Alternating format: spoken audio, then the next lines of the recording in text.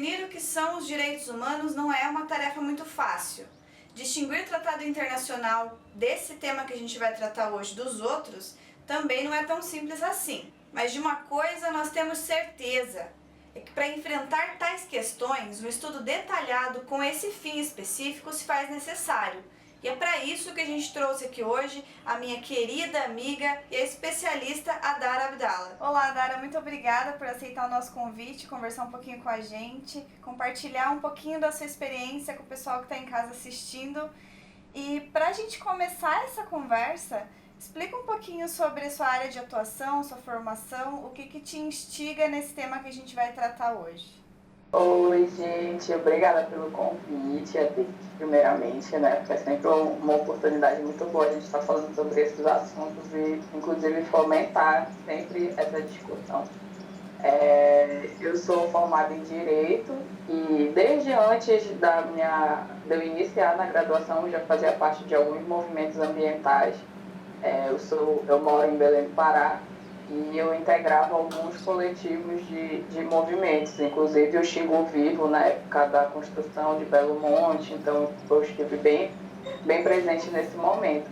E desde então eu segui nessa linha, né, do direito ambiental, do direito socioambiental, e com esse foco, né, uma das minhas preocupações dentro da graduação de Direito era essa, de fazer alguma coisa para ajudar essas pessoas, né, principalmente de povos e comunidades tradicionais, que era com quem eu tinha contato durante o movimento, né, que a gente via toda a dificuldade dessas pessoas em ter acesso à informação, de entender um pouco mais a questão jurídica das coisas. E a minha intenção de fazer essa graduação era essa, de tentar ajudar de alguma forma. E depois que eu terminei a minha graduação em Direito, eu consegui ingressar no mestrado aqui na Universidade Federal do Pará, no Núcleo de Altos Estudos Amazônicos. E lá a minha pesquisa é voltada para o direito à consulta prévia livre informada e a construção de protocolos de consulta, que é no que eu tenho me focado atualmente, tanto na questão da minha atuação, quanto na minha posição de pesquisadora. E aí a gente vai falar mais um pouco sobre isso aqui no decorrer da conversa.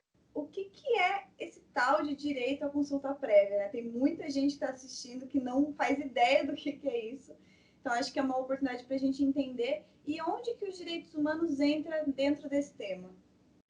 O direito à consulta prévia é um direito previsto na Convenção 169 da Organização Internacional do Trabalho, e aqui no Brasil ele é promulgado pelo Decreto 5.051, que tem vigência desde o ano de 2004. Ou seja, a Convenção 69 ela é um dispositivo de lei internacional e que integra o ramo de legislação de direitos humanos. Então, só pelo fato dela ser uma legislação de direitos humanos e que é promulgada e aceita no Brasil, ela já tem um caráter obrigatório desde então. Não precisaria de alguma coisa a mais para fazer com que ela valesse aqui no Brasil. E é isso o que muitas pessoas, e inclusive profissionais da área, não entendem. Acham que tem que ter alguma coisa ainda que regulamente para que esse direito possa valer. Então, como o nome já diz, o direito à consulta prévia livre e informada é nada mais do que o direito de que povos e comunidades tradicionais sejam consultados previamente sobre qualquer tipo de interferência que eles venham sofrer, seja legislativa, seja administrativa.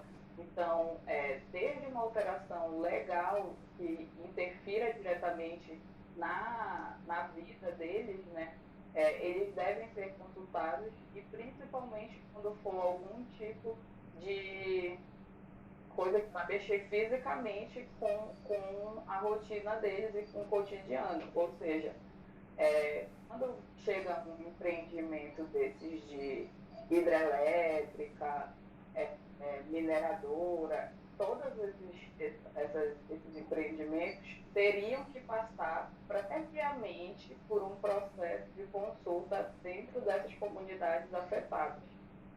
E o que acontece? Geralmente, essas empresas ou o próprio Estado, quando é responsável por essas obras, eles só fazem isso como um ponto, uma tabela do processo de licenciamento ambiental. Só que o que acontece? Dentro do processo de licenciamento ambiental, tem várias fases. E aí, eles acreditam que a consulta faz parte de uma dessas fases, que é a fase inicial do licenciamento, e dentro prevê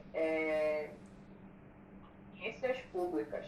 Só que a audiência pública ela não é a consulta prévia propriamente dita, porque a consulta deveria ser feita, inclusive, antes de iniciar o processo de licenciamento ambiental.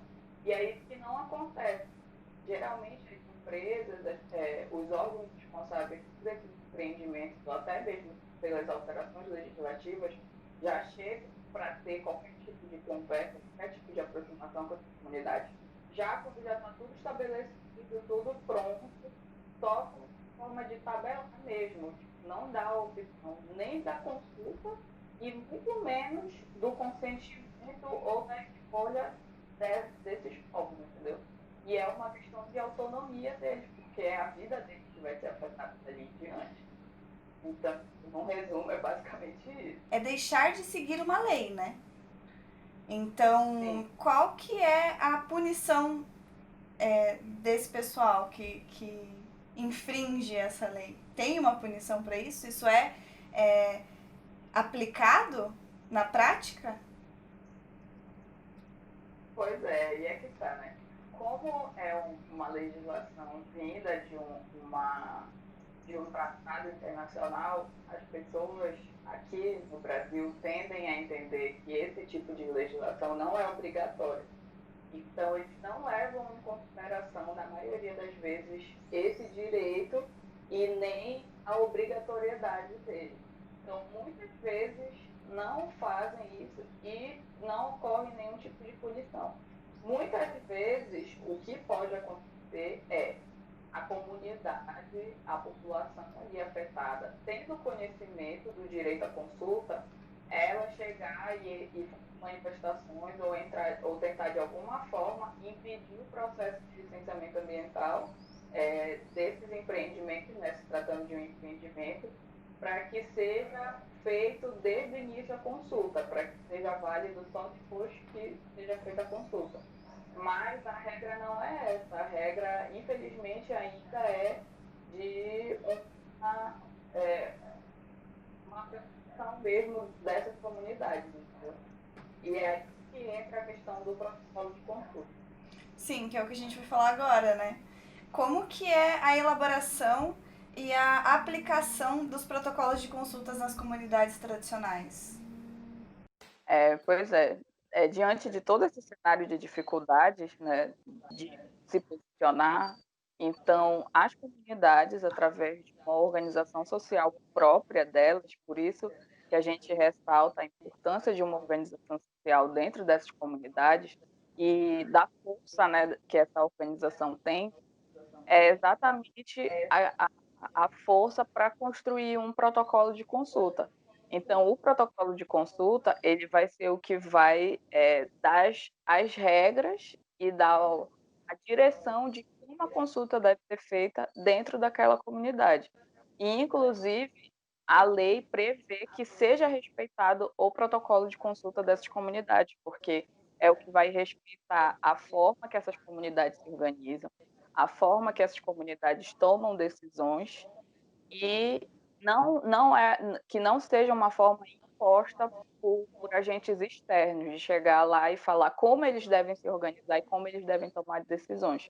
O protocolo de consulta vai dizer exatamente como a comunidade vai se posicionar e como ela vai tomar as decisões e o órgão ou a empresa que está direcionando aquela atividade vai ter que seguir aquelas regras daquele protocolo. Ou seja, é a força da comunidade, da voz da comunidade se posicionar diante dessas questões que é uma das maiores questões de conflito hoje em dia aqui, principalmente aqui no estado do Pará, né, dentro da Amazônia, no caso. E de que forma que a consulta livre, prévia e informada influencia na garantia dos direitos fundamentais e na manutenção da cultura desses povos? Bom, então, considerando todas essas questões, o protocolo de consulta e a consulta prévia é uma forma, é um mecanismo de que a comunidade tem de garantir a sua cultura, a sua existência, a sua resistência, né, diante dessas experiências externas que vem sofrendo aí quando a gente fala então de povos originários que sofrem desde a época da colonização, né? Então, é uma forma dessas comunidades se posicionarem através dos seus ideais, da sua forma de existir e fazer com que isso seja respeitado, que elas sejam respeitadas. Então, aqui a gente já tem vários protocolos de consulta em vigência.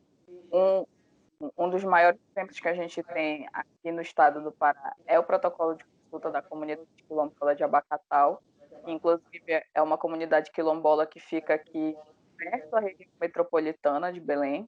Então, eles têm várias interferências lá, não só do meio rural, mas também do meio urbano.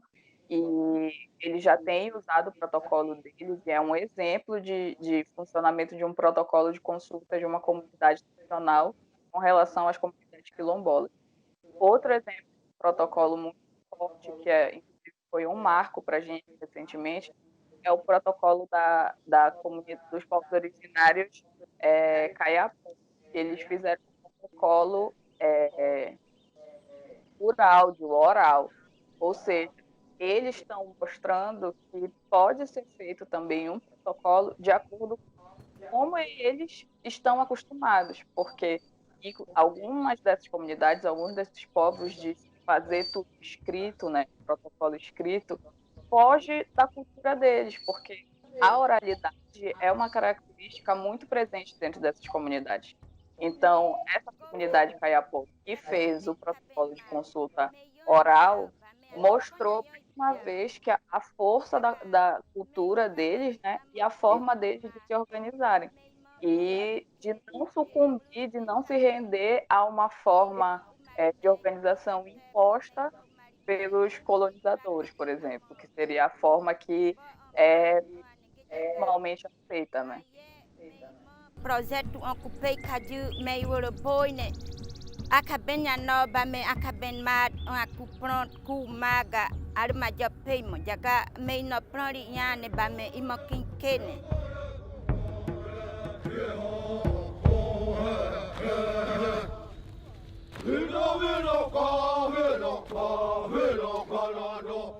A partir de hoje, 2019, a gente não quer mais ser enganado pelo governo.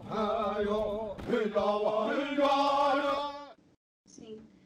E há tempos, né, os povos tradicionais, eles são massacrados, disseminados, né? E como que está a conjuntura atual dessas comunidades hoje? Pois é, diante do cenário que a gente tem, né, tanto social, cultural, político, tá bem difícil, porque a gente tem acompanhado, né, tanto as questões das queimadas aqui na Amazônia, no Pantanal, e a gente vê a situação de vulnerabilidade dessas comunidades, né, que ainda é muito grande, principalmente ah, nas, nas terras indígenas, né, com relação aos garimpos ilegais, que tem aumentado essa ocupação ilegal dentro de territórios indígenas nos últimos anos aí, e o enfraquecimento, né, de políticas ambientais, o desmonte de uma política ambiental que já não era muito forte aqui no país, então cada dia que passa fica mais difícil de se valer de direitos, principalmente quando a gente fala de direitos humanos, de direitos de povos e comunidades tradicionais, e principalmente dentro da Amazônia, que ainda é uma região extremamente vulnerável, extremamente violada, que ainda é vista pela comunidade internacional como um produto de troca, né, entre essas potências internacionais, e uma violação frequente desses direitos fundamentais dessas comunidades. e deixar claro que o direito à consulta é um direito obrigatório. Independente da comunidade ter ou não protocolo de consulta, a consulta prévia livre informada deve ser realizada. E não é uma questão a caráter de audiência pública ou de reunião com as comunidades já dentro do processo de licenciamento ambiental, mas sim antes do processo de licenciamento ambiental. Então, o direito à consulta hoje e a construção de protocolos de consulta, dentro desse contexto que a gente está atualmente, tem sido extremamente importante e relevante para que essas comunidades, para que esses povos continuem resistindo e existindo e fazendo valer a sua cultura e que eles sejam respeitados de alguma forma. O indígena, na minha opinião, é o povo mais resistente, né? E a gente tem que lembrar, né, deles. São minorias, são pessoas que pouquissimamente são lembradas em questão de políticas públicas, né, no nosso atual governo. Muito obrigada por você ter compartilhado com a gente um pouquinho da sua experiência. Esse foi 1%, né, do que se trata, isso com certeza é um tema muito que a gente precisa se aprofundar muito mais, mas ainda assim acho que dá pra gente ter uma ideia do que é, conseguir aí fazer com que muitas pessoas se interessem por isso e vão atrás de mais informações. E futuramente a gente também pode fazer mais vídeos falando mais a respeito disso. E a você que nos acompanhou até aqui, muito obrigada pela sua companhia. Espero que você tenha gostado desse vídeo, que tenha te agregado de alguma forma. E se você gostou, curte, compartilha e se inscreve no canal, porque domingo que vem tem mais um vídeo pra você, pra te ensinar, pra gente aprender alguma coisa juntos. E também segue a gente nas redes sociais. Até lá!